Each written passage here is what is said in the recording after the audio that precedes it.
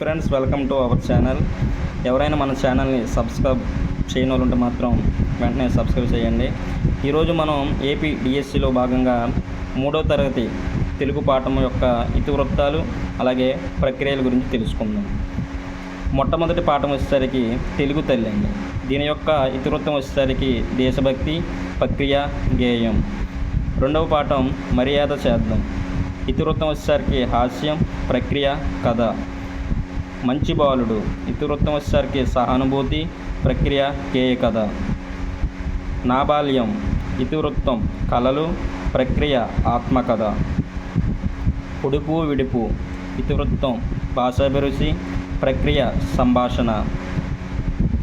మేమే మేకపిల్ల ఇతివృత్తం వచ్చేసరికి పరస్పర సహకారం, ప్రక్రియ, కథ. పద్యరత్నాలు నైతిక విలువలు, ప్రక్రియ వచ్చేసరికి పద్యాలు. మా ఊరి ఏరు ఇతివృత్తం వచ్చేసరికి ప్రకృతి వర్ణన, ప్రక్రియ వచ్చేసరికి గేయం. తొలి పండుగ ఇతివృత్తం వచ్చేసరికి సంస్కృతి సంప్రదాయాలు, ప్రక్రియ, కథనం.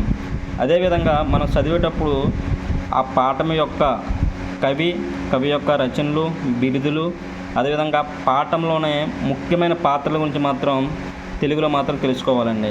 ఆ విధంగా చదివితేనే మనకు ఎగ్జామినర్ ఏ విధంగా బిట్టిచ్చినా సరే మనం ఆన్సర్ చేయగలుగుతున్నాం. ఓకేనా? కాబట్టి ఒక పాఠం చదివామంటే ఆ పాఠం పూర్తిగా విశ్లేషణ చేసి దాంట్లో ఎక్కడెక్కడ మెయిన్ పాయింట్లు ఉన్నా మాత్రం చూసుకోవాలి. ఇలా చూసినట్లయితే మీకు తెలుగులో బిట్ అనేది పోదండి.